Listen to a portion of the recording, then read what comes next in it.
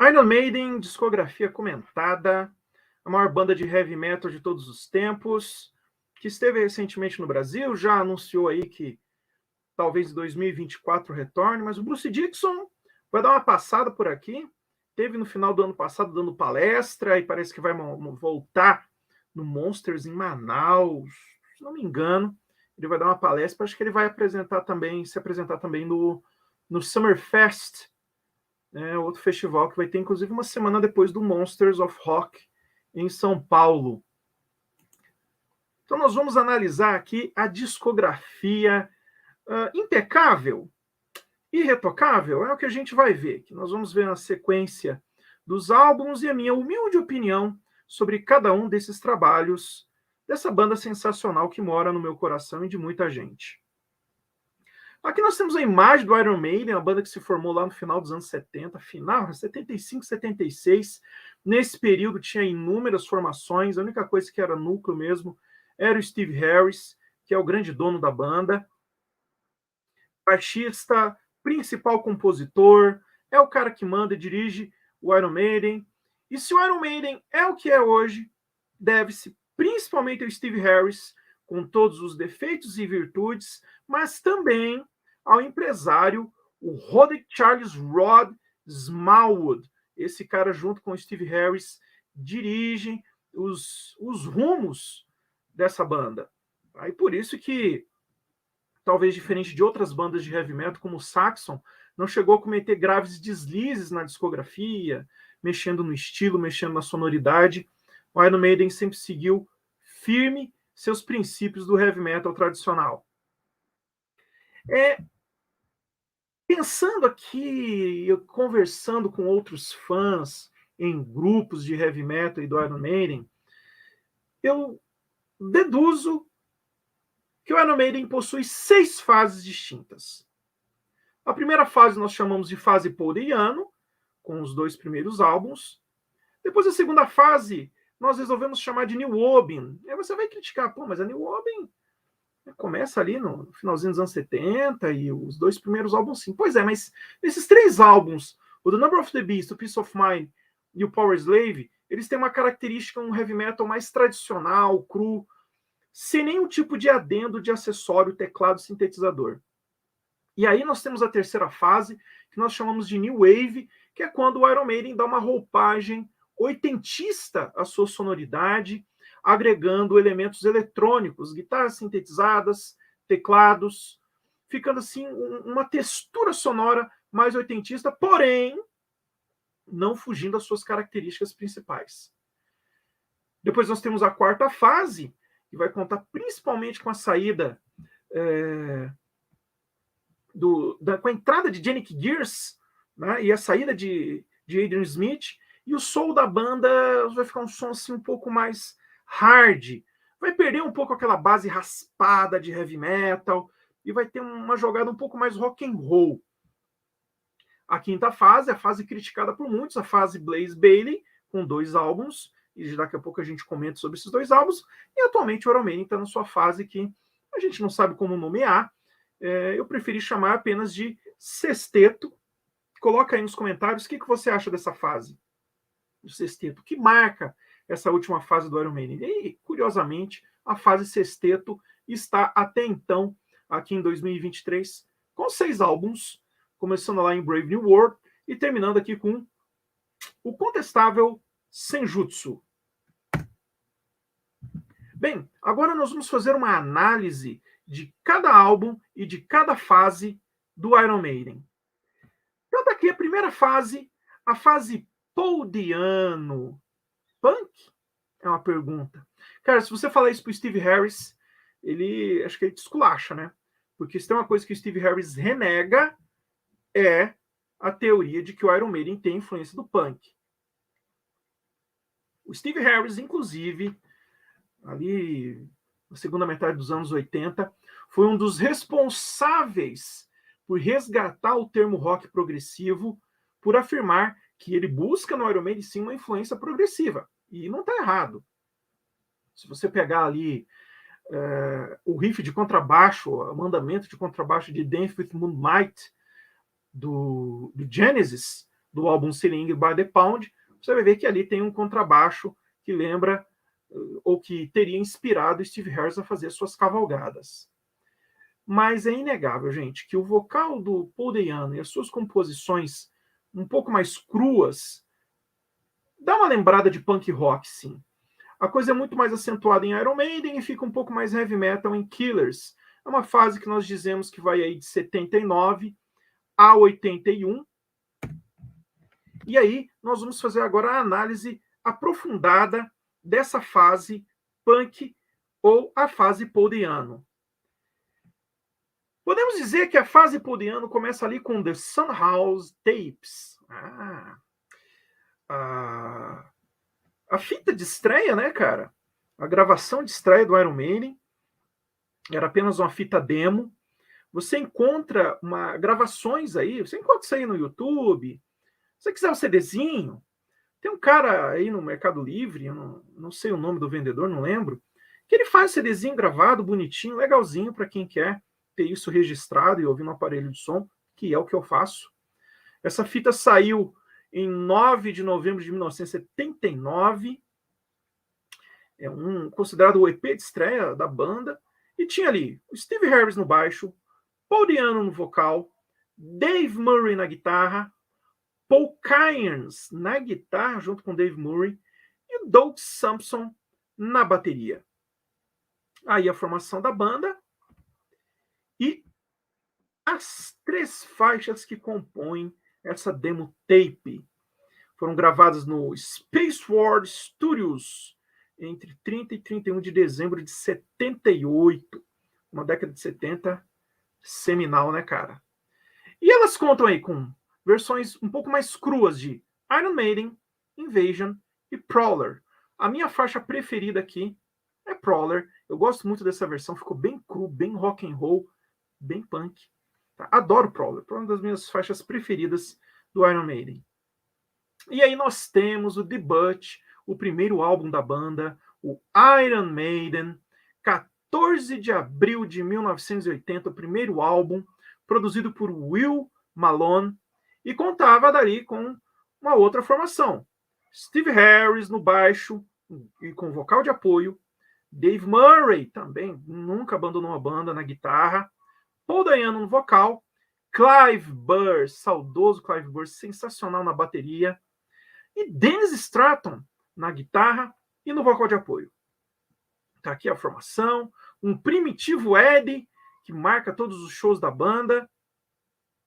E aqui, vale comentar o Clive Burr, baterista que tem uma sonoridade mais rock and roll, cheio de rulos pesados, uma sonoridade um pouco mais grave e encorpada. Ele que nos deixou em 2013, vitimado pela esclerose múltipla. O Dennis Stratton está aí ainda, saiu da banda por questões ali, oficialmente, de bagunça, embriaguez, porque, ao contrário do que se pode pensar que seria o corriqueiro de uma banda de heavy metal, o Iron Maiden é uma banda bem careta. O Steve Harris é um cara que preza muito a seriedade, o profissionalismo, e ele não admite os caras muito festeiros na banda, não. Talvez isso é um dos motivos da regularidade do Iron Maiden. Regularidade ao vivo, cara. Quem vê o Iron Maiden ao vivo é um reloginho. Começa no horário certo, termina no horário programado para terminar, e fim de papo. O sobrenome do Iron Maiden é competência, profissionalismo. Os destaques, eu não vou colocar aqui todas as faixas, se quiser saber todas as faixas, você vê aí na internet, mas na minha opinião, quais faixas se destacam desse álbum sensacional? Prowler, que é uma faixa de Steve Harris, Remember Tomorrow, a composição de Steve Harris e Paul Dayano. Segundo o Paul Dayano, numa entrevista aí, uns tempos atrás, ele disse que, na opinião dele, essa é a melhor faixa do Iron Maiden. É muito boa. A melhor, eu já não sei. Running Free, sensacional. Steve Harris e Paul Dayano, bem punk, né? Phantom of the Opera, Steve Harris, que inclusive, eu lembro uma vez numa conversa, num grupo aí, o cara veio, sabe esses carinha que gostam de lacrar? Que eu fui falar o seguinte, cara, sem essa de Iron Maiden ser progressivo, Iron Maiden não é progressivo, cara.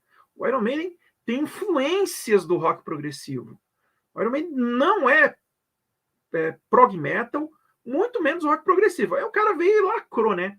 A Phantom of the Opera, que foi meu amigo.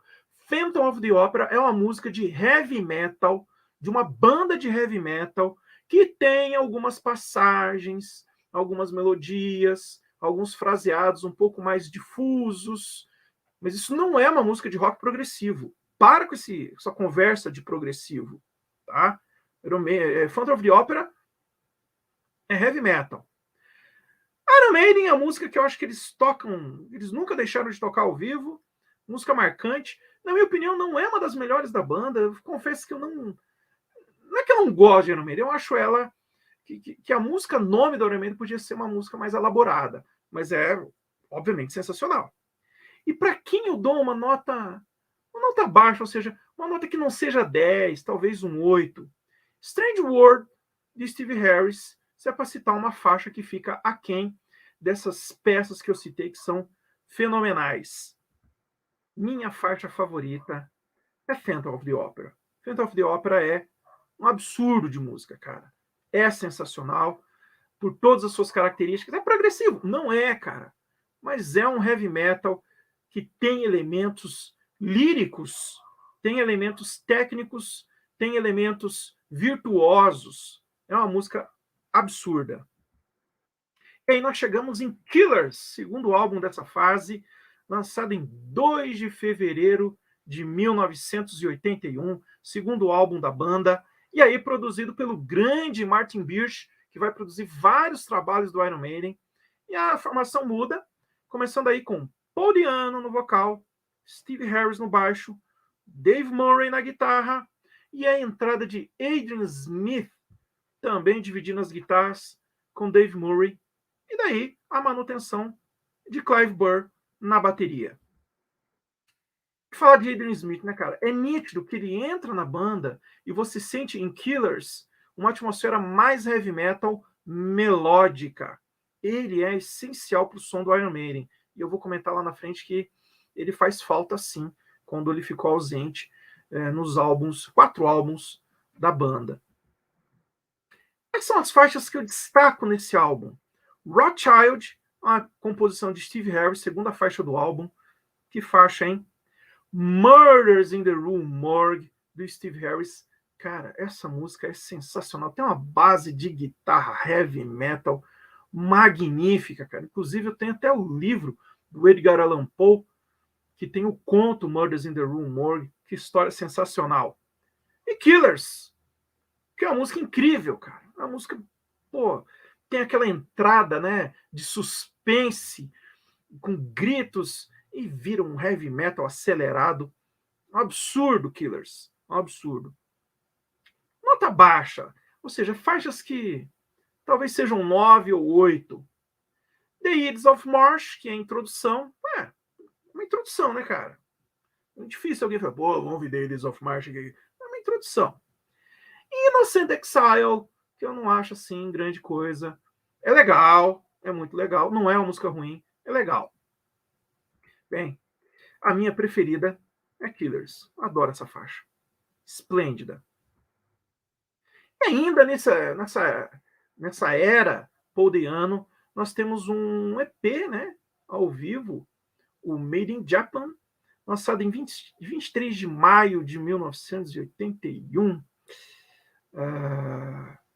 A capa original saiu apenas com 25 mil exemplares, tá? E foram produzidos na Venezuela. Que loucura, né, cara? Que mostrava o Ed segurando a cabeça decapitada de Paul Di'Anno. Essa capa original, ela foi proibida, ela foi censurada. O pessoal achou muito brutal. Aí o que ficou foi essa capa aí do Ed com a katana. Quem produziu o álbum foi o Martin Birch, contou aí com a formação do Killers, né? Paul Di'Anno, Dave Murray, Adrian Smith, Steve Harris e Clive Burr. As faixas são Running Free, Remember Tomorrow, Killers e justamente Innocent Exile é o que compõe esse EP. Muito famoso esse disco, tá? Sempre via muito ele nas lojas lá nos anos 90. Hoje não é difícil de achar esse álbum, não. Você consegue, você der uma garimpada. fase New Obin, de 1982 a 1985, que conta com The Number of the Beast, Peace of Mind e Power Slave. A segunda fase do Iron Maiden, a New Obin, recebe essa nomenclatura, essa característica, por quê? Porque aí, cara, nós não temos nenhum resquício daquilo que se pode dizer de punk do Paul Dayano. Na opinião de muitos críticos, e na minha, é a melhor fase da banda. E é ali o miolo dos anos 80. E eles estão fazendo heavy metal puro. Base raspada, andamento acelerado, grandes refrões, grandes solos de guitarra, e sem nenhum adendo eletrônico. Não tem teclado, não tem harmonia de teclado, não tem guitarra eletrônica, não tem nada. É heavy metal puro. Se você quiser apresentar, se alguém chegar para você e falar o que é heavy metal, dá um desses 3 álbuns pro cara ouvir. Isso aí é heavy metal. Ponto final. Acabou. Não tem conversa. Tá? Isso daí é a definição do que é heavy metal. Eu diria que esses álbuns aí do Iron Maiden e a fase do Saxon, que vai do seu segundo álbum até o Crusader. É o heavy metal puro, sem conversa, sem adendo, sem nada, cara. Mas tem coisas de progressivo. Para com esse papo de progressivo. O heavy metal ele tem sim elementos mais etéreos, elementos mais diversificados, que não seja só um andamento rápido, acelerado. E você vê essas características mais viajadas no heavy metal em várias outras bandas. Você pega lá o Manila Road, né? Tem faixas que são bem viajadas e tudo mais. Então não fica falando de progressivo, não, porque tem influência, mas não é progressivo. Isso é heavy metal da melhor qualidade, meu amigo. E a coisa começa com o maior sucesso de vendas do Iron Maiden, por muitos considerado seu melhor álbum, The Number of the Beast, lançado em 22 de março de 1982, terceiro álbum, produzido por Martin Birth, um disco muito bem produzido, sonoridade excelente. E você tem Steve Harris no baixo, fazendo a segunda voz, Dave Murray na guitarra e a entrada do sensacional, do histórico, do fenomenal, do maior vocalista do heavy metal de todos os tempos, Bruce Dickinson. Clive Burr se mantém na bateria e faz um trabalho, hein, cara? O Gangland. O que é essa bateria do Clive Burr nesse álbum? E é a manutenção do grande Adrian Smith na guitarra, fazendo também segunda voz. Aí sai Paul Dayano e entra o nosso amigo Paul Bruce Dickinson, ali nascido em Nottinghamshire. O cara nasceu em 1958, ele que veio do Samson e era apelidado de Sirene, né? Porque fazia... Bom, quais são as faixas que eu considero perfeitas desse álbum? Children of the Damned. Cara, que música incrível. The Prisoner, com aquela base raspada de guitarra incrível. 22 Acacia Avenue, também, cara, aquela base de guitarra heavy metal raspada. The Number of the Beast. Pô, quem não curte The Number of the Beast, né, cara? Pô, não posso falar mais nada dessa música. Essa música é perfeita, cara. Run to the Hills.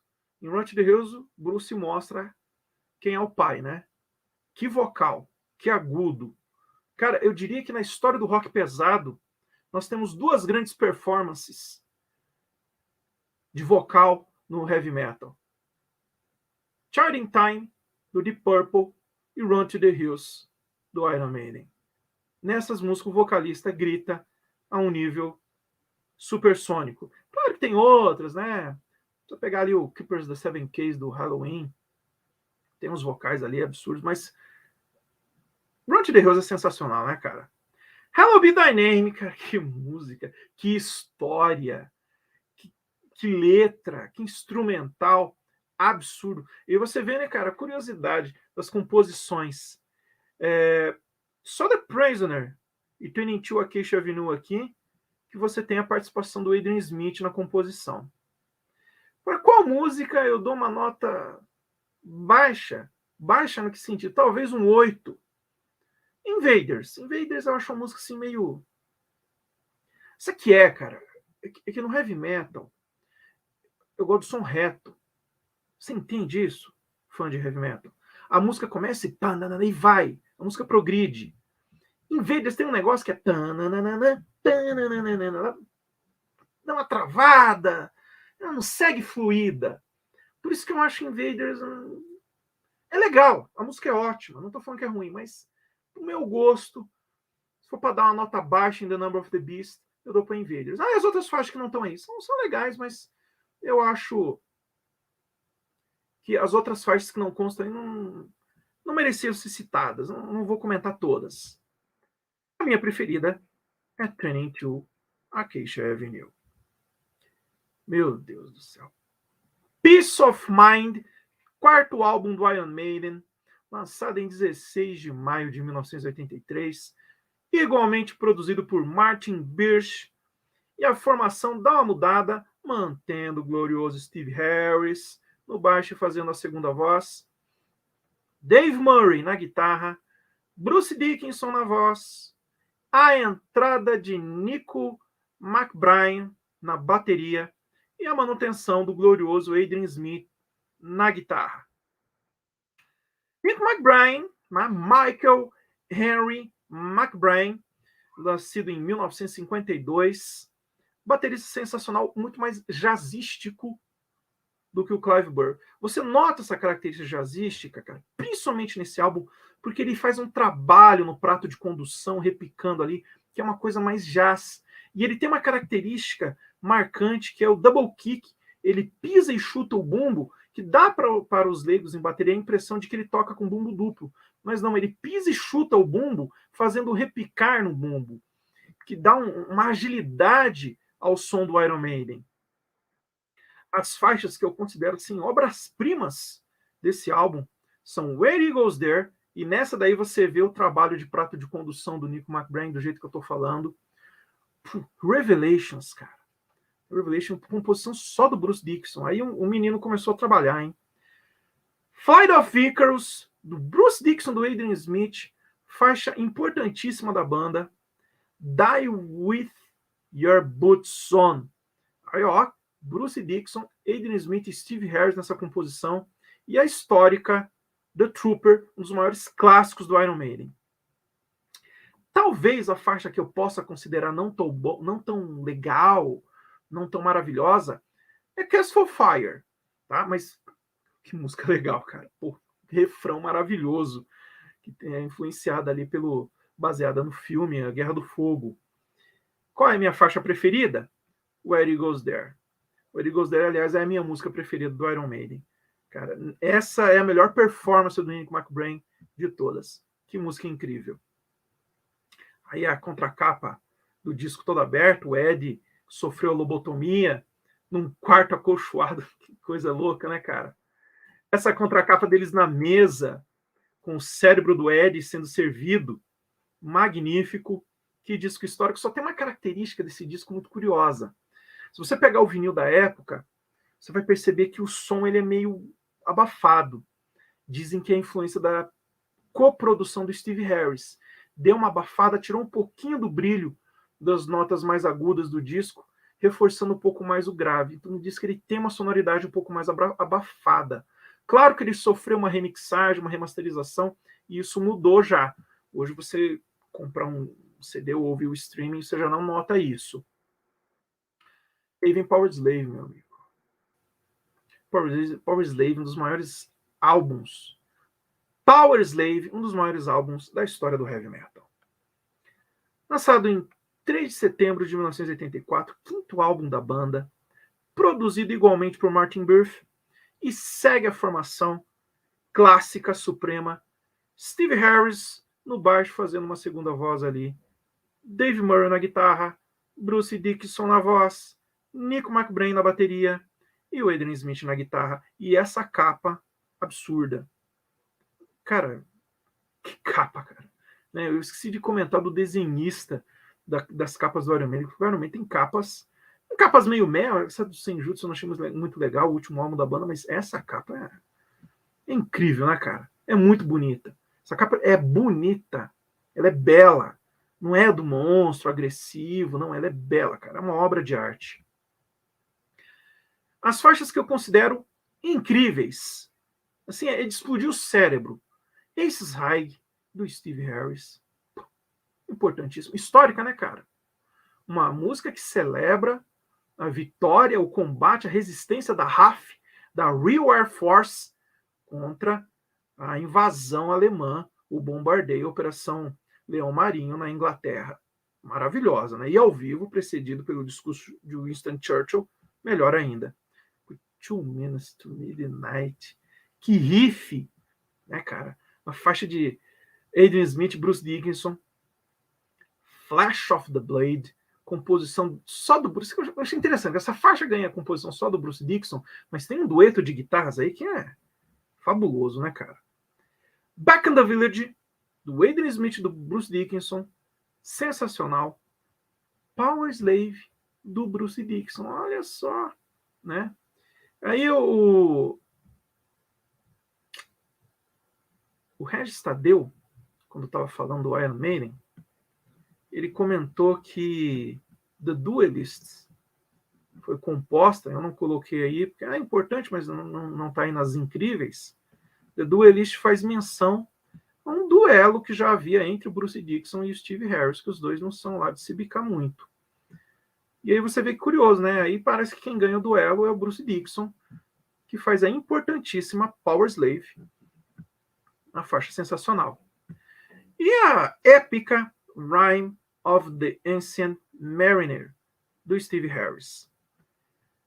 É para citar uma faixa menos inacreditável, menos sensacional nesse álbum? Tá bom. Lost for Words, Big Orra, do Steve Harris. Absurdo. Tudo obra-prima do heavy metal, cara. Minha faixa favorita é 2 Minutes to Midnight, com aquele riff sensacional. E aí nós chegamos no final dessa era com o primeiro ao vivo e um dos melhores álbuns ao vivo de todos os tempos, Live After Death, 14 de outubro de 1985, que ano importante, registrou a turnê do Power Slave, a World Slavery Tour. As primeiras 13 faixas foram gravadas em Long Beach, nos Estados Unidos. O Iron Maiden não tem assim uma aceitação muito boa. Bom, peraí, deixa eu remendar. O Iron Maiden não é tão bem aceito nos Estados Unidos quanto é na Europa e na América Latina e na Ásia. Os Estados Unidos não é o território de domínio do Iron Maiden. E aí eles pegam e lançam as principais faixas gravadas nos Estados Unidos. Inclusive dá para ouvir o Bruce Dickinson gritando Scream From Me, Long Beach, lá na Califórnia, em março de 85. E as 5 últimas foram gravadas no Hammersmith Odeon, em Londres, e é de um show mais antigo, de 1984. E essa capa é um absurdo, né, cara? Que capa é essa, meu chapa? Sensacional. Olha aí a capa por completo. Saindo vinil é lindo. Cara, eu sou muito satisfeito de ter esse disco de vinil. É um disco que não tem overdub nenhum. Dá para ouvir todos os defeitos do show ao vivo, e isso aqui é legal. Magnífico, né, cara? Olha só a parte interna, cara. Que palco. E esse palco, não foi esse palco, né, cara? Não sei se foi bem esse palco, mas essa turnê veio para o Brasil, no Rock in Rio. O que foi aquele primeiro Rock in Rio, né, cara? Iron Maiden no auge da sua performance, tocando no Brasil.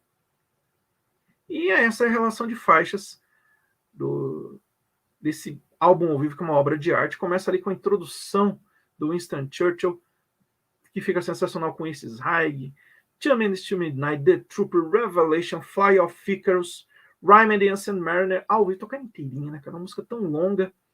Power Slave, The Number of the Beast, Hallowed Be Thy Name, Iron Maiden, Run to the Hills, Running Free, Rothschild, Turning to a Queixa Vinil, ficou demais.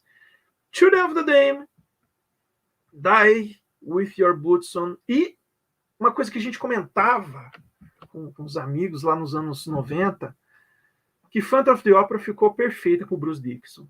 Não, eu não quero arrumar briga com os fãs do Paul Dayano. Parece que essa música foi feita para o Bruce Dickinson. Ficou sensacional, cara. Ficou muito boa. E agora chegamos na terceira fase do Iron Maiden, que nós chamamos de New Wave, que vai de 1986 a 1988. Por que New Wave? Cara, uma das características dos anos 80 da New Wave, você tinha ali o synth pop, o AOR, era o quê, cara? Era tecladeira. Uma sonoridade mais polida, menos estridente, com graves não abafados, mas graves não tão fortes assim. Uma sonoridade um pouco mais eletrônica, teclados, e é isso que nós vamos ouvir nesses dois álbuns, o Summer in Time e o Seventh Son of a Seventh Son. Por isso eu chamei de New Wave. Como você chamaria? Bem, o negócio começa aqui, cara, meu Deus do céu, que disco é esse, cara? Somewhere in Time, sexto álbum do Iron Maiden, lançado em 29 de setembro de 1986. Um dos meus álbuns preferidos dessa banda sensacional, produzido também por Martin Birth. E aí contando com os integrantes da fase clássica: Steve Harris, Dave Murray, Bruce Dickinson, Nick McBrain e Adrian Smith. Olha que capa. Sem dúvida alguma, essa é a melhor capa do Iron Maiden. Inclusive, é uma coisa que a gente fazia, a gente pegava o vinil e ficava olhando. Olha, aqui tem tal número, aqui tem 2 minutos para meia-noite, tem um gato aqui tem um símbolo não sei quem, a pirâmide. A gente ficava analisando a capa para ver as referências contidas nesse desenho extremamente complexo e sensacional. É a melhor capa do Iron Maiden. Cara, será que eu posso dizer que é a melhor capa do heavy metal? Uma das melhores capas da história da indústria fonográfica. Não tem, cara. Não tem para essa capa. E esse Ed, absurdo, né, cara? Absurdo. As faixas supremas. Não tem outra coisa para dizer dessas faixas. Cold Summer in Time. Aí o Steve Harris, hein, mostrou quem é o dono do negócio. Olha a faixa que o cara me fez. Wasted Years, do Adrian Smith, que tem inclusive guitarra sintetizada. Sea of Madness, do Adrian Smith. Olha só, né, a presença do meninão. Heaven Can Wait, que refrão, do Steve Harris. Outro refrão absurdo, The Loneliness of the Long Distance Runner, do Steve Harris. Deja Vu, que música legal, cara. Steve Harris, Dave Murray, ó o velhinho aí. E Alexander the Great, do Steve Harris, que o pessoal ama, eu também amo. E que, segundo o próprio Bruce Dickinson, numa entrevista, na turnê que eles vão fazer em 2023, que é a turnê do Senjutsu, Somewhere in Time, Somewhere não sei o quê, desculpa, esqueci o nome da turnê, eles vão tocar Alexander the Great, finalmente. E é o seguinte, cara, só para constar que se tem alguma faixa não tão impecável, eu cito o Stranger in a Stranger Land, do Adrian Smith, mas esse disco inteiro é impecável. O Iron Maiden tem essa característica, cara. Ele tem muitos álbuns que, para quem é fã de heavy metal, você ouve de ponta a ponta, sem torcer o nariz. Impecável. E a faixa preferida é Cognizant Summer in Time. Espetacular, cara. Uma das maiores peças da história do rock progressivo. Olha só. Uma das maiores peças da história do heavy metal. Por que você falou de progressivo? Não sai da boca essa palavra progressivo, né? Ela tem influência, sim. Só que não, meu filho, não é uma música de rock progressivo. É uma faixa de heavy metal. Uma senhora faixa de heavy metal. Tá? Bem anos 80. E aí chegamos em Seventh Son of a Seventh Son. Dizem que o disco é injustiçado, mas teve uma votação recentemente num site aqui no Brasil que o público elegeu esse como o melhor álbum da banda. Tá? Quase uma ópera rock. Seventh Son of a Seventh Son, sétimo álbum lançado em 11 de abril de 1988, também produzido por Martin Birch, e mantém a estrutura clássica da banda: Steve Harris, Dave Murray, Bruce Dickinson, Nick McBrain e Adrian Smith, com essa capa surreal. Foi o Salvador Dalí que pintou essa capa. Olha só, cara, que composição na contracapa. Que coisa incrível. Cheio de coisa também. Livros, símbolos, Eds congelados, e essa coisa inacreditável do Ed segurando um feto. Absurdo, cara. Absurdo. Seventh Son é impecável. Perfeito em todos os aspectos, assim como Summer in Time. Muito sintetizado, muito teclado, muito elemento eletrônico. Mas isso não desmerece a obra. Quais são as joias? É isso. Tem que falar dessas músicas. São joias, mano. Moonchild. Que é essa faixa, cara? Ela começa com um violãozinho lá, que poderia ser destacado, mas não é. E você pensa, será que vem uma tecladeira? Começa a tecladeira, será que vai ser... Cara, é um heavy metal destruidor.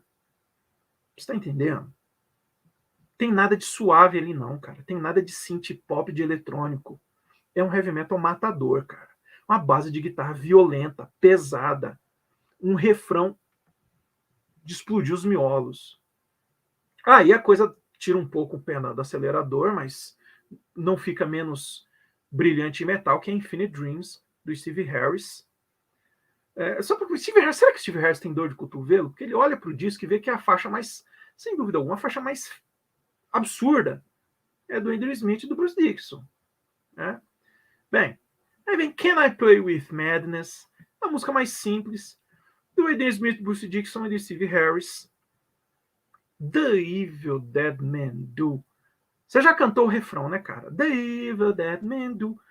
Smith, Bruce Dickinson e Steve Harris. Eu queria muito ver essa música ao vivo, cara. Tá épica, com fortes influências progressivas. Seventh Son of a Seventh Son, do Steve Harris. Sabe quando o pai fala, filhão, tá, vocês brincam legal, mas é isso aqui. Que faixa absurda. Only the Good Die Young, do Steve Harris e do Bruce Dickinson. Que refrão lindo, né, cara? E talvez, cara, as faixas que não são tão brilhantes assim, mas são nota 10. The Prophecy, do Dave Murray e do Steve Harris. E The Clairvoyant, que começa com aquele contrabaixo absurdo. Cara, que disco, hein, cara? Que disco. Meu Deus do céu. A minha faixa preferida é Moonchild. Moonchild é de explodir os miolos, cara. Moonchild é... Caramba, velho. Essa música tinha que ser... Sabe, tem que gravar ela num formato eterno e guardar para a posteridade. Daqui 2000 anos tem que mostrar para a raça humana. Cara, olha isso aqui que os nossos antepassados fizeram. Que coisa fenomenal. Moonchild é demais. Bem, e o Iron Maiden vai sofrer algumas mudanças e chegamos na quarta fase da banda, a fase que eu vou chamar de hard. Por quê? Sai o Adrian Smith e as músicas perdem um pouco aquela base raspada de heavy metal, sabe? Can, can, can, can, can. E o Bruce Dickinson vai fazer um pouco mais de drive nos seus vocais. Então dá uma característica mais hard rock. No Prayer for the Dying, oitavo álbum da banda, lançado em 24 de dezembro de 1990, igualmente produzido por Martin Birth, e aí nós temos uma mudança depois de muito tempo. Mantém Bruce Dickinson no vocal, mantém Dave Murray em uma das guitarras, e entra Janick Gears na guitarra. Muita gente criticou Janick Gears por muito tempo, dizendo que ele não estava à altura do Iron Maiden. Eu discordo, gosto muito do Janick Gears. Steve Harris, Nico McBrain na bateria, e um membro não oficial é o Michael Kinney, que vai fazer os teclados ali. Tá? Esse cara aparece ali nas citações dos créditos. Uma curiosidade da capa, essa capa aí foi desenhada com o produtor sendo atacado pelo Ed, saindo de uma sepultura. Diz que ele não gostou da brincadeira, e quando foi refeita a remasterização do disco, ele foi retirado e a capa ficou assim. Teve uma outra capa alternativa que era do Ed, a capa Tail Gunner, dele aí no avião, com metralhadoras. E nós temos a entrada, eu já falei, do Janick Gears. Bom, quais músicas eu destaco? Apesar do pessoal criticar muito esse disco, eu já vi gente dizendo que é um dos piores discos da banda. Cara, é complicado falar de disco ruim do Iron Maiden, mas eu não acho esse disco ruim, não, cara. Eu acho ele muito legal. Eu gosto muito de ouvir ele, cara. Eu destaco o Tail Gunner, do Bruce Dickinson de Steve Harris. Uma música animada, né, cara? Holy Smoke, que legal, cara. Dickinson e Harris também, refrão bacana. E ao contrário do que alguém possa estar pensando, fala de religião, tá, cara? No Prayer for the Dying, que música sensacional. Composição do Steve Harris. The Assassins, cara, que música bacana, bicho, animada. Rock and roll, Steve Harris. Olha que refrão. Você tá cantando o refrão? Running Silent, Running Deep, do Bruce Dickinson e Steve Harris. Sensacional. E a simplona, direta, agressiva, rock and roll e animada Bring Your Daughter to the Slaughter, do Bruce Dickinson. Bem, quais são as faixas não tão boas desse álbum? Que você fala, né? Public Enemy Number One, do Dixon e do Murray, realmente é uma faixa não tão legal, daria ali uma nota 7 ou 6. Fear's Warning, do Dave Murray e do Steve Harris, realmente. Hops and You, muito hardzinha, pouco heavy metal, do Bruce Dickinson, do Adrian Smith, também não acho essa música aqui tão sensacional. Mother Russia, o que foi Mother Russia? Uma tentativa de replicar Alexander the Great? É legal, mas não é ruim, mas também não é sensacional. Minha faixa favorita é No Pray for the Dying. No Pray for the Dying tem uma performance impecável de todo mundo, sensacional. Fear of the Dark, lançado em 11 de maio de 1992, o 9º álbum da banda, produzido por Martin Birth, primeiro álbum duplo do Iron Maiden, e mantém a formação hard: Bruce Dickinson, Dave Murray, Nick Gears, Steve Harris, Nico McBrain, e aí você tem o Michael Caine fazendo teclados. Eu tenho uma opinião curiosa sobre Fear of the Dark. Nos anos 90, o heavy metal estava muito marcado pelo death e o início do black metal. E o Iron Maiden vem com essa cara mais obscura, um pouco mais dark, que nós vamos ver num álbum subsequente. Então eu acho que tem essa característica, apesar do som de Fear of the Dark ser muito hard em alguns momentos.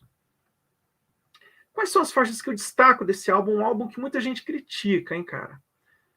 Bicky Corby Dead abre de maneira fenomenal, empolgante, mas é um outro tipo de heavy metal, né, cara? Não tem aquela base raspada. A guitarra já faz uma harmonia diferenciada. From Here to Eternity, que música legal, cara. O clipe tocou muito, cara. Esse clipe é muito maneiro. Bruce Dickinson com uma moto lá. Afraid to Shoot Stranger, belíssima. Etérea e explosiva. Wasting Love tocou no rádio. Muita gente se perguntou, será que finalmente o Iron Maiden se vendeu? Muitas bandas de heavy metal fizeram a sua conversão para o padrão AOR, radiofônico, ali em 85, 86. O Iron Maiden não fez isso. Quando começou a tocar Wasting Love no rádio, todo mundo pensou que acabou a banda. Vai começar a dar uma de Def Leppard, a fazer musiquinha para rádio, acabou. Isso não aconteceu. Tá? Uma das poucas músicas que podemos chamar de balada mais leves do Iron Maiden. Judas Be My Guide, legalzinha. Né? Judas Be My Guide, do Bruce Dickinson, Dave Murray. E Fear of the Dark. Por que esse disco não cai a nota dele? Porque tem uma das melhores músicas do Iron Maiden de todos os tempos. Fear of the Dark. Né? Indispensável em todo show da banda a partir daí. Um hino do Iron Maiden. Agora vem um negócio, cara. Na minha opinião, pela primeira vez o Iron Maiden fez músicas ruins, que eu não suporto. The Apparition, do Steve Harris e do Yannick Gears, e Weekend Warrior, do Steve Harris e do Yannick Gears. Essas músicas são muito semelhantes. Elas são meio travadas. Tananá, tananá, tananá, tananá, tananá. Sabe? Não tem aquele, não é aquele metal que vai... Cara, eu não gosto disso aí, cara. Eu acho essas músicas muito rock and roll, muito hardzinha. E aquele negócio, que são meio travadonas. E eu não gosto do vocal do Bruce nessas faixas. Na minha opinião, são as piores músicas do Iron Maiden. São ruins mesmo. Tem essa de nota mais ou menos. Não. É ruim. Eu daria nota 3 ou 2 para essas faixas. A minha preferida é a Afraid to Shoot Stranger. Viajo nessa música, cara. Que música sensacional. A Real Live One. O Iron Maiden volta a lançar álbuns ao vivo. E dessa vez ele não lança duplo, ele vai lançar separado. A Real Live One, lançado em 2 de março de 1993. Registra a turnê do Fear of the Dark. E nesse álbum nós temos as faixas mais recentes, de Summertime até Fear of the Dark. Tá? e aí você vai ter uma impressão de desgaste do vocal do Bruce Dickinson, porque ele vai ficar fazendo drive, aquele som mais rouco, e nas faixas do Summertime, do Seventh Son, você vai falar, pô, será que o Bruce não aguenta mais? Destaque para essa capa, né, cara? Que capa louca. Esse álbum, um LP simples, nós vamos ter Be Quick or Be Dead, From Here to Eternity, Can I Play With Madness, Waiting Love, Tail Gunner, The Evil Dead Man Do, A Freight Stranger, Bring Your Daughter to the Slaughter, Heaven Can Wait, The Clairvoyant, e encerra com Fear of the Dark. Esse é o palco do Monsters of Rock. E depois, pouco tempo depois, em 18 de outubro de 1993, o Iron Maiden lança A Real Dead One. Seria o segundo álbum dessa turnê do Fear of the Dark, que tem o registro das faixas que vieram antes do Live After Death. Então você vai ter ali muitas faixas que eram do Paul Diana, os dois primeiros álbuns, e Number of the Beast, Killers e tudo mais. A lista de faixas é The Number of the Beast, The Trooper, Prowler. Sensacional, cara, essa versão de Prowler. Eu gostei muito. Transilvânia, cara, faixa instrumental. Remember Tomorrow com Bruce. Esse é muito melhor que o Real Live One. Muito melhor. Vou começar pela capa, que eu acho sensacional, aquele Ed na rádio. Remember Tomorrow. Where He Goes There, Sanctuary, Running Free, Run to the Hills. Aí o pessoal reclama do vocal do Bruce, viu? 2 Minutes to Midnight, Iron Maiden, e encerra com Hello with the Name. É muito legal, cara. Apesar do vocal do Bruce não tá lá aquelas coisas, muita gente reclamando, é muito legal esse disco. Também foi lançada a versão dupla, o Live in Donington. A primeira capa foi essa aí, sem nada escrito, sem nada desenhado. Por muito tempo foi o único álbum do Iron Maiden sem o Ed na capa. Aí eles refizeram e colocaram o Ed do Monsters of Rock. Foi remasterizado. Quinta fase do Iron Maiden, fase Blaze Bayley. Por muitos a pior fase da banda. Injustiçado, não acho também assim que é tudo ruim, não. E você tem dois álbuns muito legais, né? The X Factor e Virtual Eleven. The X Factor, 10º álbum do Iron Maiden, lançado em 2 de outubro de 1995. Esse álbum me marcou, cara. Eu comecei a ouvir o Iron Maiden com 13 anos, lá em 92. Tá? Então a coisa mais recente que tinha eram os dois ao vivo e o Fear of the Dark. Aí eu conheci o Iron Maiden, Bruce Dickinson, e de repente veio a notícia que o Bruce saiu. E eu me lembro como se fosse ontem. Nós estávamos na entrada do colégio, estudava à noite, eu e meus amigos, o Pedrão e o Marcelo. Aí a gente o Pedrão comprou a Rock Brigade e fomos ler a resenha. Pô, como é que é esse novo vocalista? Ficamos assim, impressionados com o que viria. Quando a gente ouviu o disco, a gente se apaixonou. Eu curti muito esse disco. O produtor é o Nigel Green, mudou o produtor. E aí, você tem uma mudança na formação, né? A introdução do Blaze Bayley na voz. E o restante da banda, Dave Murray, Yannick Gear, Steve Harris, Nick McBrain e o Michael Caine fazendo teclados. E essa capa assustadora. A capa, meu Deus, é a capa mais impactante do Iron Maiden, é a que mais assusta. O que eu destaco desse disco? Já viu que caiu o número de faixas, né? Faixas que eu destaco como boas.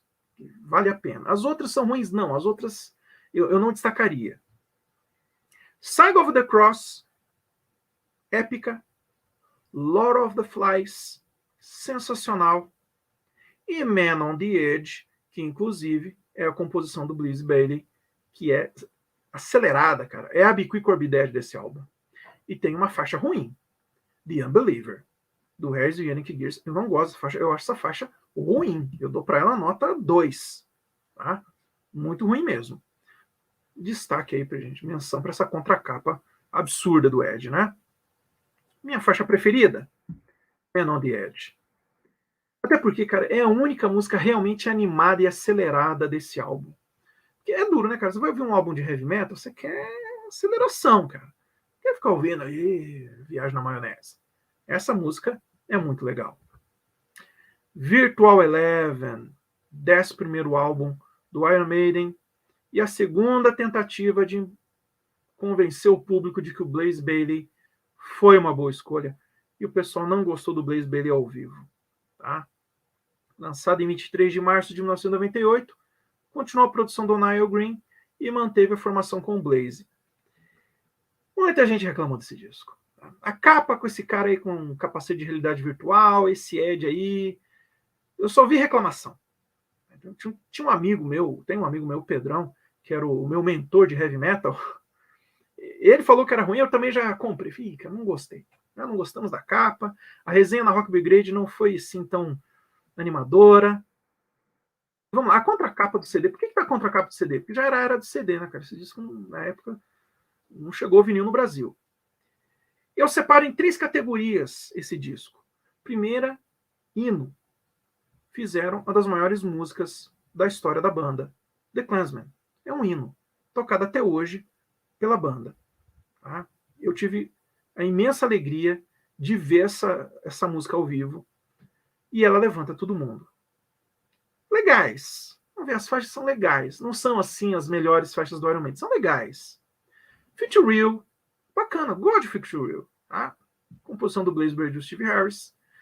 The Angel and the Glamber, muito boa, com Steve Harris. Lightning Strikes Twice. Tem um refrão que eu gosto muito, cara. É do Harris e do Murray. Legal essas faixas. E tem uma faixa que é ruim, cara. Como Estais Amigos, do Blaze Bayley e Yannick Gears. Uma faixa que eles fizeram para os argentinos, falando da Guerra das Malvinas. É nobre a intenção. Mas essa faixa é ruim, cara. Essa faixa não dá, não, velho. Não dá pra ouvir esse negócio, não. Tá aí um disco de nota baixa, o Virtual Eleven, do Iron Maiden.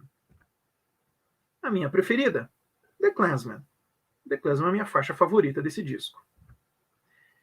Chegamos finalmente na 6ª fase do Iron Maiden, a fase atual, a fase sexteto, que começa lá em 2000 e vem com a formação da banda lotada de gente, 7 membros.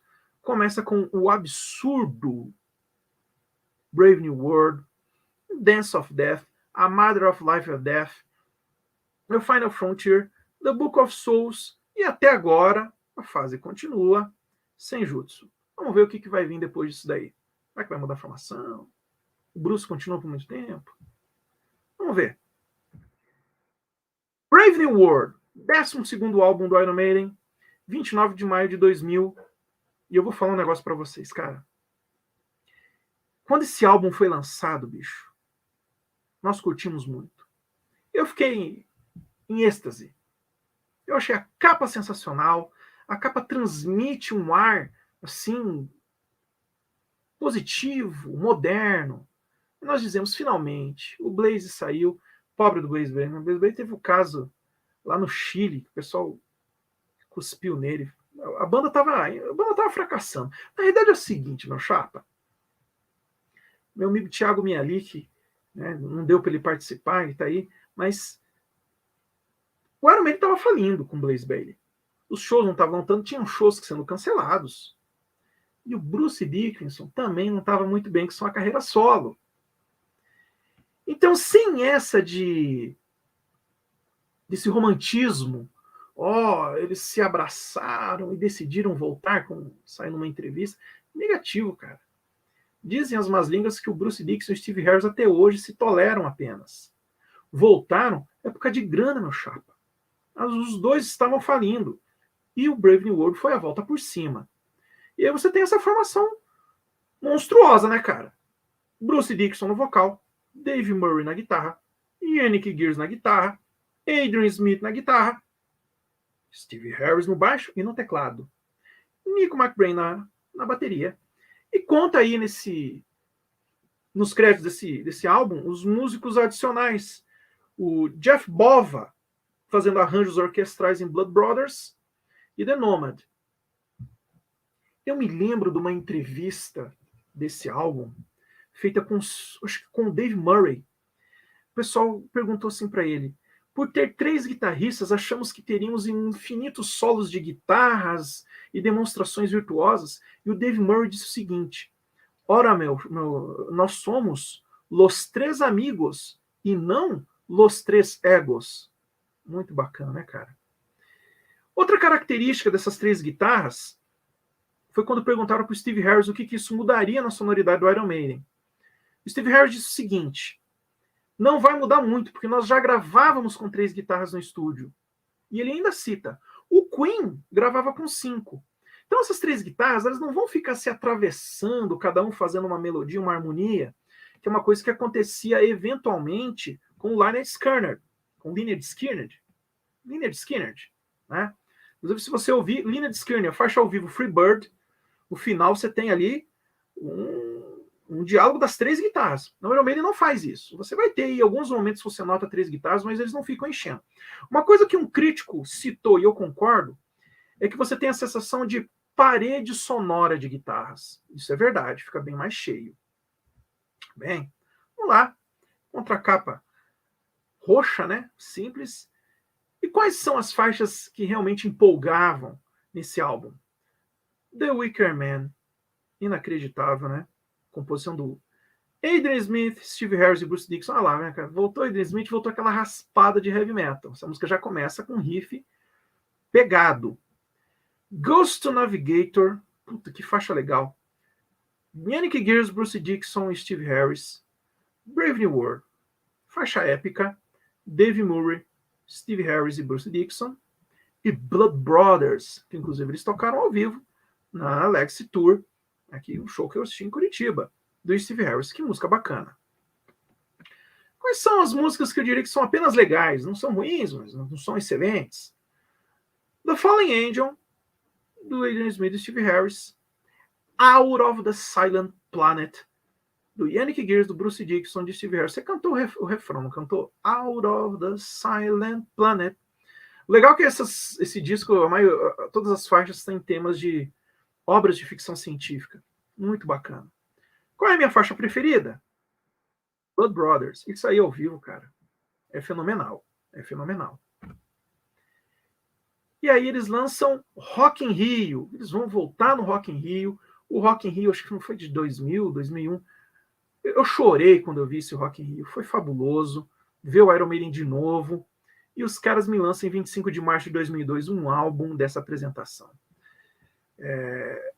E tem uma polêmica aí que diz que o Steve Harris montou aí um DVD desse show de alguma maneira, lá pegando recortes de imagens e conseguiu fazer esse DVD. E é um disco ao vivo impressionante, cara. Tem uma introdução, aí vem The Wicker Man, Ghost to Navigator, Brave New World, Rothschild, Two Minutes to Midnight, Blood Brothers, Sign of the Cross com Bruce Dickinson ficou impecável. Muita gente queria saber disso. Como é que vão ficar as músicas do Blaze Bayley com Bruce Dickinson? Tem dúvida que ficou impecável? Né? The Mercenary, The Trooper, Dream of Mirrors, The Klansman. Cara, é de chorar. O povo gritando Freedom, tudo junto. The Evil Dead Man Do, Fear of the Dark, Iron Maiden, The Number of the Beast, Hallowed Be Thy Name, Sanctuary. O que Sanctuary tá fazendo aí? E encerrou com Run to the Hills e um Bruce Dickinson mostrando que estava jovenzão e a banda dá a volta por cima com esse show espetacular, CDzão duplo. Eles vão lançar ainda em 4 de novembro de 2002 o BBC Archives, contém gravações que vão desde 79 até 88. Fazer parte de um box chamado Eris Archives. Uma capa interessante. Vai destruindo o quê? O prédio da BBC? E você tem aí um compilado bem vasto, né, cara? Aí, primeira parte ali de 1979, com o Paul Dayano, Iron Maiden, Running Free, Transylvania, Sanctuary. Depois de 1982, já com Bruce, Rothschild, Run to the Hills, Children of the Dame, The Number of the Beast, 22 Acacia Avenue, Transylvania, The Prisoner, Hallowed Be Thy Name, Phantom of the Opera e Iron Maiden. Depois de 1982, no disco 2, com Paul Dayano, Prowler, Remember Tomorrow, Killers, Running Free, Transylvania, Iron Maiden. E depois de 1988, obviamente com Bruce Dickinson, Moonchild, Rothschild, Infinite Dreams, The Troopers, Seven Son ao vivo, meu amigo. The Number of the Beast, Hallowed Be Thy Name e Iron Maiden. Vale a pena, muito legal, difícil de achar para comprar, hein, cara? Você vai ouvir na internet. Dance of Death, 13º álbum do Iron Maiden, lançado em 8 de setembro de 2003. Naquela época eu já estava meio assim, cara. Falei, putz, acho que o Iron Maiden... Será que o Iron Maiden saturou? Muita gente dizia isso. A capa tem uma curiosidade, que isso aí é o esboço da capa, não é essa a capa principal, mas não deu tempo de fazer a capa principal e mandar esse negócio aí mesmo. Parece que foi feito no PlayStation. Aí o Steve Harris participa da produção, junto com Kevin Shirley. E a banda é a banda, cara. Dixon, Dave Murray, Nick Gears, Andrew Smith, Steve Harris e Nick McBrain. Não vai mudar até hoje. Muita gente critica esse álbum, cara. Eu, na época, não gostei. Hoje eu gosto muito. Coloco bastante ele para ouvir. O CD. Quais são os destaques dessa banda, desse disco? Wildest Dreams, que teve um clipe, inclusive, de videogame com o Bruce Dickinson. O pessoal reclamou muito, cara. Né? Mas eu gosto. Rainmaker, cara, que música legal, né, cara? Dave Murray, Steve Harris e Bruce Dickinson. No More Lies, você cantou o refrão, né? No More Lies, que refrão sensacional. Steve Harris. Monsegur, Yannick Gears, Harris e Dixon. Dance of Death, grande faixa do Gears e do Harris. Oh, Yannick Gears, né? New Frontier, o Nick McBrain. Se não me engano, a única participação dele na composição de uma música do Iron Maiden. Adrian Smith e Bruce Dickinson. E Passchendaele, que fala de uma batalha ali de Segunda Guerra, do Adrian Smith e Steve Harris. Por que valem a pena? Não são assim sensacionais, mas também não é ruim não, cara. Gates of Tomorrow, legal, hein, cara. Facing the Sand, Age of Innocence e Journeyman. Cara, Journeyman é apaixonante, cara. Eu gosto muito de Journeyman, cara. É um disco muito bom, viu, cara? Não é ruim, não. Não tem faixa ruim. É um disco muito bom. A minha preferida é Monsegur. E aí eles vão lançar, o Iron Maiden lança Death on the Road em 29 de agosto de 2005. Foi gravado na Alemanha, ali em 2003, durante a turnê do Dance of Death. E só tem clássico, né, cara? Olha que capa bacana. Aí as faixas. Wildest Dream, Rothschild. Interessante, né? Can I Play With Madness, The Trooper, Dance of Death, Rainmaker, Brave New World, Passchendaele, Lord of the Flies, No More Lies, Hello Be Thy Name, Fear of the Dark, Iron Maiden, Journeyman, The Number of the Beast e Run to the Hills. Legal a coletânea de faixas, né? Dá para você ouvir as faixas do Dance of Death. Daqui para frente o Iron Maiden vai ter uma característica, cara. Ele só vai tocar as músicas do disco novo na turnê do disco, depois ele não toca mais. Não toca mais, não sai mais em disco ao vivo nem nada. Tá? E eu acho uma pena que não tem The Klansman. Tá? Eu acho uma pena. Mas é um bom disco ao vivo. A Matter of Life and Death. Gosto muito de algumas faixas desse disco. Foi muito criticado na época, cara. Lançado em 29 de agosto de 2005. É o 14º álbum do Iron Maiden. Também produzido por Steve Harris e Kevin Shirley. A banda é a mesma. E diz que esse disco não teve mixagem, que eles gravaram puro no estúdio, como se fosse ao vivo, e lançaram. Eu não noto muita diferença, não. Tá? Sou ignorante nesse assunto. As faixas me impressionam desse álbum.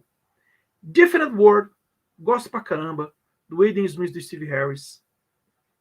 Bigger Than and a Thousand Suns, refrão muito bom. Do Smith, do Harris e do Dixon. The Pilgrim, do Yannick Gears e do Harris. E The Reincarnation of a Benjamin Bragg, do Dave Murray e do Steve Harris. É legal sim, cara. Muita gente fala mal desse disco, mas essas faixas são legais. The Colors Don't Run é legal. The Longest Day é muito legal. E For the Great Good of God é muito legal. Vem falar mal, não. Cara, The Bigger Than and a Thousand Suns tem um tema de guitarra que é apaixonante, cara. É uma das maiores músicas do Iron Maiden, na minha opinião. Tá? Sem essa de querer falar que os discos novos são todos iguais, que a banda ficou preguiçosa. Ah, dá um tempo, velho. Dá um tempo. Vai ouvir, pega os discos, ouça direito, você vai ver. É muito legal, tá? É muito legal. Em 25 de maio de 2009, o Iron Maiden lança Iron Maiden Flight 666. Por quê? Porque nessa época o Bruce Dickinson estava pilotando o próprio Boeing da banda.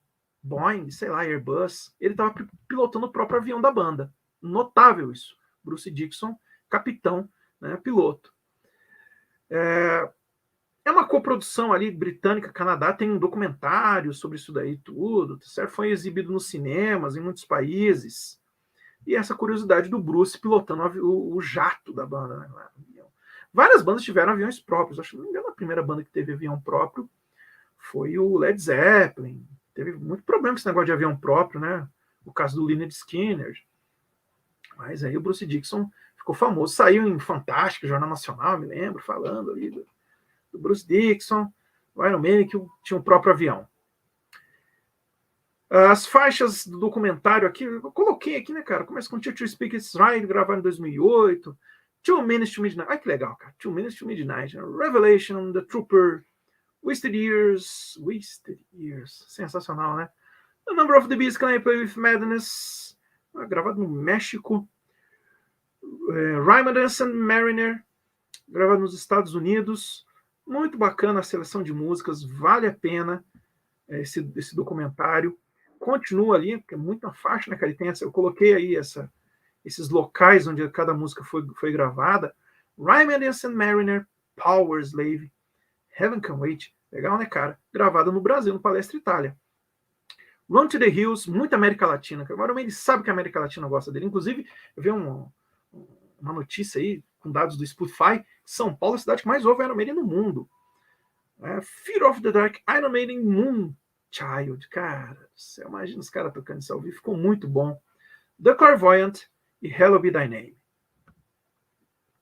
The Final Frontier, 15º álbum do Iron Maiden, lançado ali em 16 de agosto de 2010, produzido só pelo Kevin Shirley, um disco que eu gosto muito, mora no meu coração. Muita gente reclama com aquela conversa, tudo igual, não é não, você larga a mão de ser xarope, vai ouvir o disco.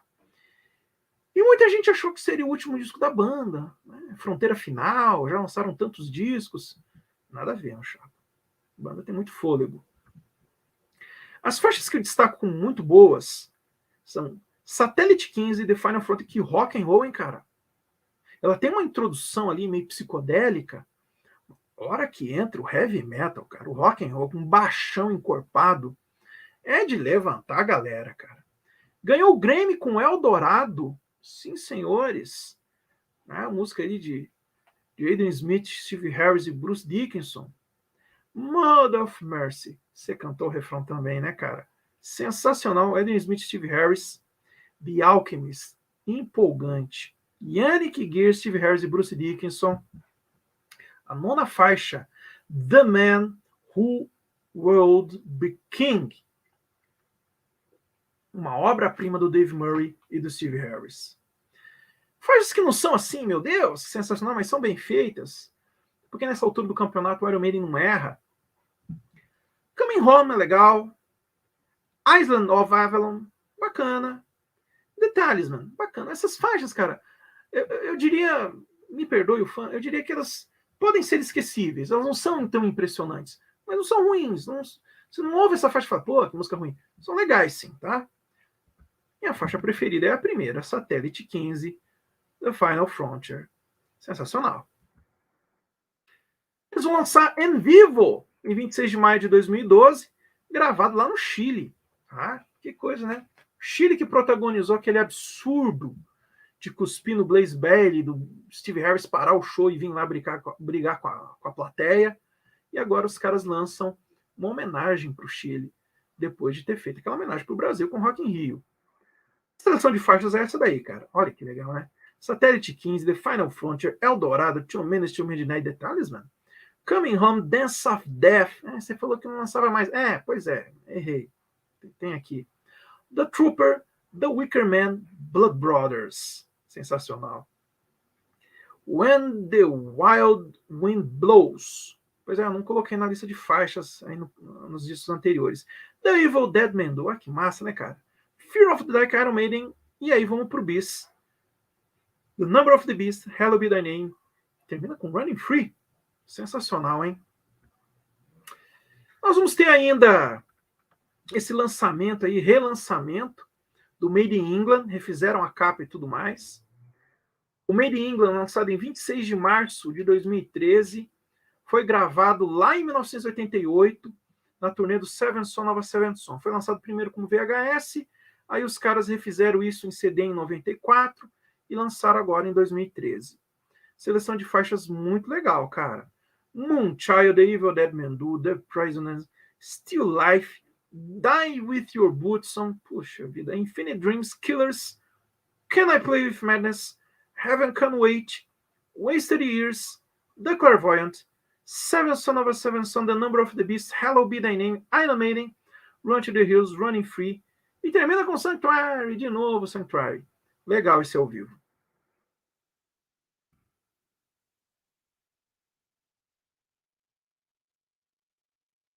Bom, pessoal, nós estamos chegando aqui na fase final dessa coletânea, dessa análise do Iron Maiden. Uma fase aí que encerra a discografia impecável dessa banda. Até o momento, inclusive, por que eu estou dando essa pausa? O pessoal dizia que o Iron Maiden ia parar. E aí nós vamos ter casos aí, né, lamentáveis do possível do câncer de garganta. Você imagina, cara, o Bruce Dickinson com câncer de garganta, todo mundo achando que, cara, Bruce Dickinson já foi, meu amigo. Bruce Dickinson não volta mais. Ficamos assustados, né, cara? Todo mundo achou que a banda ia para o ralo de vez, todo mundo pensando que não teria mais Iron Maiden. Os discos já estavam se acumulando. A crítica, tá entendendo? Uma coisa muito complicada nessa época foi a crítica dizendo que o Iron Maiden ele estava fabricando disco, que os discos estavam cada vez mais iguais, que estava se repetindo e que a banda estava perdendo sentido. Havia também rumores de que o Iron Maiden iria se separar porque o Bruce poderia voltar com a sua carreira solo. O fato é que nada disso se confirma. Tá entendendo? Nada disso se confirma. O Iron Maiden ele vai continuar firme e forte aí nos seus lançamentos, para a alegria dos fãs. E a base do Iron Maiden é uma base fanática. Né? Eu sou fanático no Iron Maiden, cara. Eu tenho todos os discos deles, muitos em vinil, tá certo? Não abro mão de ouvir em vinil, mas em CD eu tenho a discografia completa. Tratei de fazer essa discografia o quanto antes possível, porque é uma obrigação. Você que é fã de rock and roll, fã de heavy metal, cara, você tem que ter a discografia do Iron Maiden, cara. É uma banda das mais importantes da história da cultura ocidental. Tá entendendo? Não tem erro, cara. E é uma banda que não erra. Tá entendendo? É uma banda que não erra. Você vê que nós estamos chegando aqui na contemporaneidade e o Iron Maiden não tem um disco que você pode dizer esse disco é ruim. Não existe isso na história do Iron Maiden. Disco ruim. Só tem disco bom. Só tem pedrada. Só tem coisa bem feita. Tá? Você tem uma ou outra faixa, como eu citei aqui para vocês, que não é assim tão legal. Você pode torcer o nariz para essas faixas. Uma ou outra faixa que você torce o nariz. Tá entendendo? É uma ou outra faixa. Você não consegue juntar aí. Eu acho que não dá 5 músicas realmente ruins do Iron Maiden. Na minha opinião, não tem 5 músicas ruins do Iron Maiden. Tá certo? Muito difícil você falar para mim que tem mais do que 5 músicas. Você fala, putz, isso aqui é uma porcaria. Você pode ter uma outra faixa assim, mais lentona, uma outra faixa que seja um pouco menos empolgante, mas dizer que o Iron Maiden fez coisa ruim, mal feita, negativo na chapa. Não tem isso, não. Inclusive, uma coisa que eles são realmente muito competentes e mantêm a qualidade são nas suas apresentações ao vivo. O Iron Maiden continua até hoje impecável, inclusive com o senhor Bruce Dickinson mandando muito bem ao vivo, viu, cara? Mandando muito bem. Ele não está devendo nada para ninguém nas suas performances. Claro que você nota que na performance ao vivo do Bruce, ele deu uma decaída, isso é óbvio, tá certo? Que ele deu uma decaída, ele não tá com aquele gás de sempre, mas o cara tem técnica. Ele tem uma técnica que lhe permite segurar, tá? Segurar, sustentar a voz. Isso é uma característica muito importante do Bruce Dickinson, a sustentação da nota, a sustentação vocal. E ele consegue sim, cara. Sabe? Você vê que ele se esforça, ele faz ali um esforço um pouco maior e ele consegue subir o tom no nível que é necessário para poder fazer uma Run to the Hills da vida. Ele consegue, sem dúvida alguma. Tá? Você não vê como foi o show da turnê recente, aí, Legs of the Beast, você não vê o Iron Maiden, o Bruce Dickinson, falhando, tá? Como outros. Cara, muito triste quando o vocalista falha, né, cara? Eu tava vendo um vídeo esses tempos, o vocalista do Nazaré, que tristeza, meu. O cara não consegue subir, a garganta dá uma falhada feia, o cara meio que gagueja, o cara vai fazer o tom e a voz. É muito triste isso, cara. E o Bruce tem dessa não, cara. O Bruce manda ver mesmo. E não tem o que falar do restante da banda, né, cara? Pô, uma coisa que eu vi, acho que foi o Regis Tadeu que estava comentando, que talvez o Nico McBrain ele não esteja assim tão firme, tá? O Nico McBrain talvez não esteja tão firme assim, tá? Ele já esteja cansado. Olha, eu acho complicado afirmar isso, porque o que eu vejo nas apresentações do Iron Maiden é o Nico McBrain mandando ver. Nos álbuns de estúdio, óbvio que ele é impecável, ele mantém o estilo, mantém a firmeza, e ao vivo, claro que você vê ele só pelo telão, ao vivo, cara, não tem falha do Nico McBrain, não tem erro. Ao vivo, ele não deixa a desejar. Ou seja, é muito difícil, cara, a gente ver, pelo menos nos próximos 5 anos, o fim do Iron Maiden. Eu acho muito difícil. Eu acho que nós temos Iron Maiden por pelo menos uns 10 anos, continuando fazendo a nossa alegria, tá certo?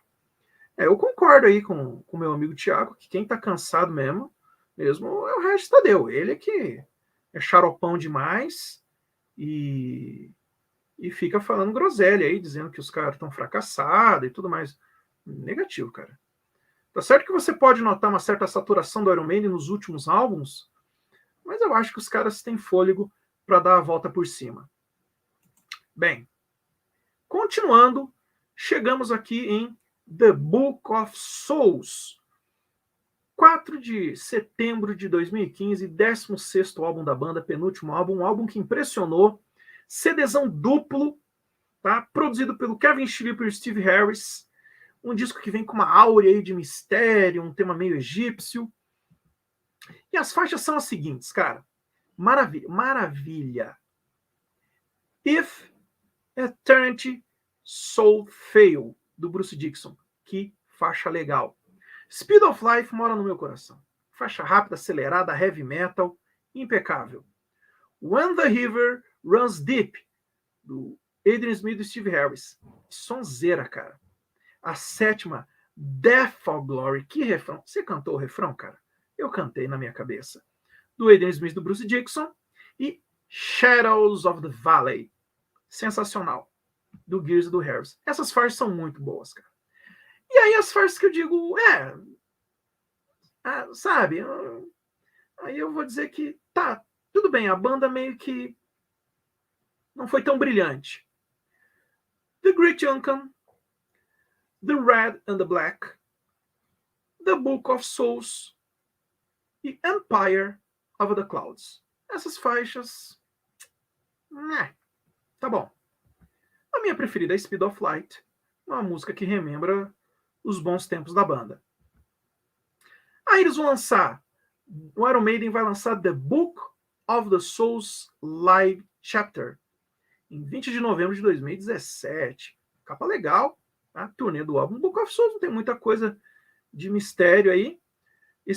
A única curiosidade é que esse disco foi lançado ao vivo no YouTube. Bacana isso.